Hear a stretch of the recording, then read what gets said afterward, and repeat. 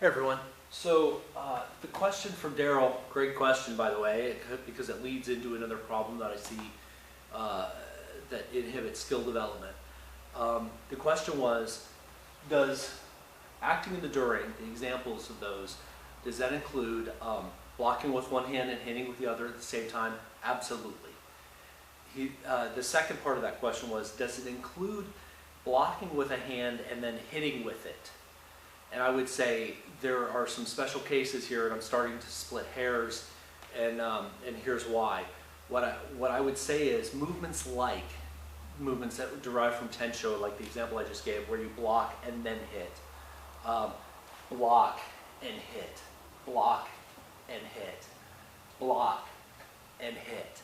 Those, I would say, because of the amount of time to change direction, I would call those not in the during. I would say that those are in the after. This is in the after, and then that's in the after. This is in the after because it didn't include a control component. That's in the after because it's an attack where you don't know that you're not also going to get hit by their other hand. So I would say there are some special forms of those techniques that are really stop hits.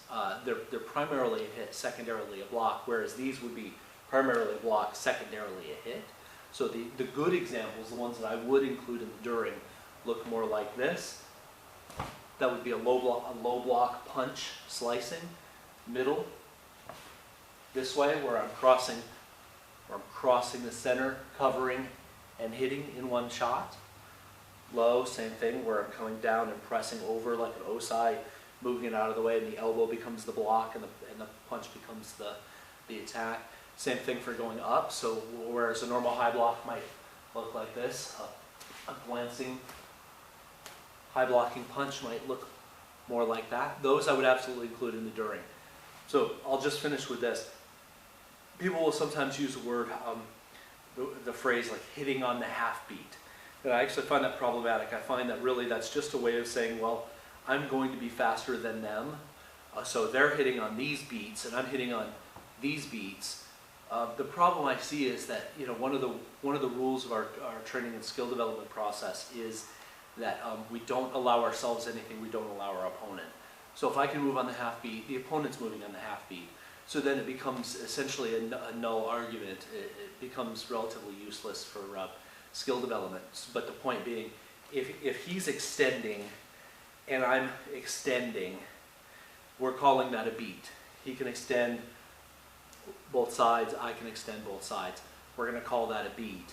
And if I can block and hit on that same beat just by slightly changing my trajectory, I would say that that's in one timing.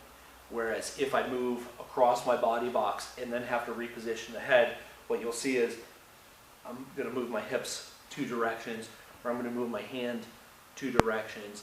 And I really think that that doesn't qualify for in the during, if you're trying to be really strict about timing and be as fast and efficient as possible. You can make arguments about how this takes slightly longer, that's fine. But I just think in general, again, I'm starting to split hairs here. This is where the argument starts to get very, very specific. But anyhow, Daryl, I think it's a fantastic question. So in the during, I did slip up in the earlier video. In one place I said soon. I was mixing two of my discussions. During has to be essentially immediate. It's not block then attack. That rarely qualifies. I really think it would never qualify for being strictly in the during. So some other examples of these things.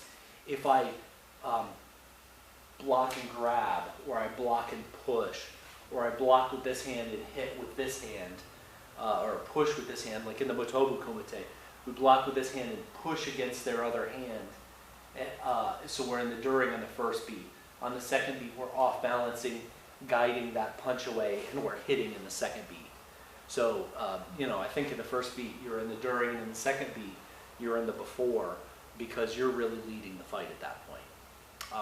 So anyhow, those are just some examples of what I believe qualify for good technique in the during. Thanks again for the question, Darryl.